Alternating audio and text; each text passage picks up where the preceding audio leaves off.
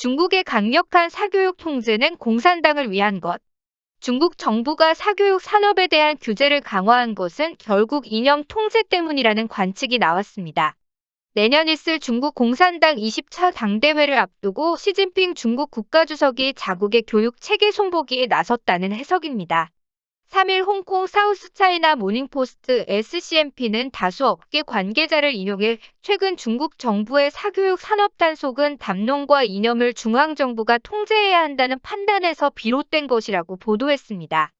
실제 이번 규제는 교육부가 아닌 당중앙 판공청과 국무원 판공청이 공동으로 내놓았습니다.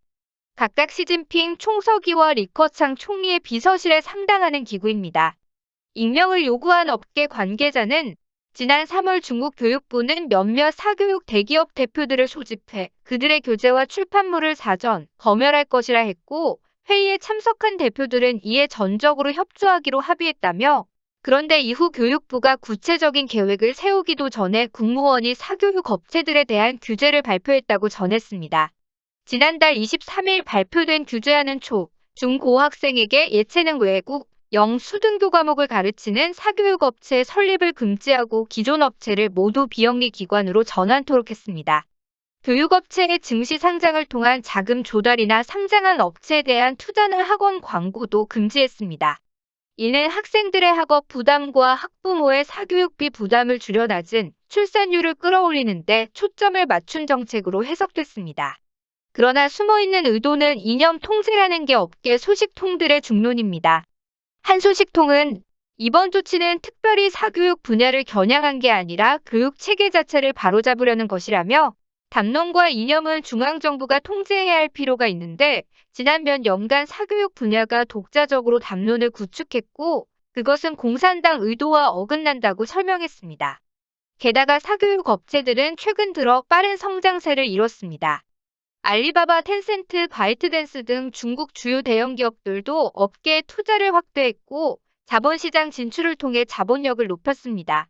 중국 아이미디어 리서치에 따르면 지난해 중국 온라인 교육 시장은 전년 동기 대비 10% 성장한 4,540억 위안 약 80조 7천억 원으로 나타났습니다.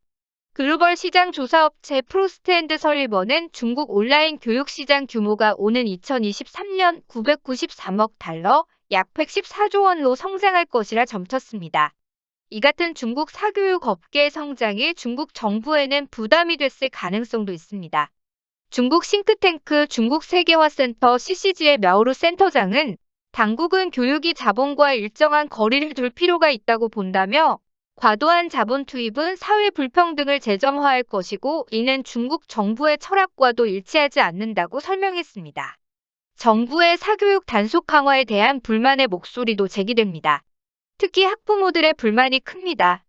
베이징의 한 학부모는 SCMP와의 인터뷰에서 모든 부모가 자식이 더 좋은 학교에 진학해 더 좋은 교육을 받기를 원한다며, 입시 정책이 바뀌지 않았는데 사교육을 중단해야 한다는 것을 받아들일 수 없다고 말했습니다.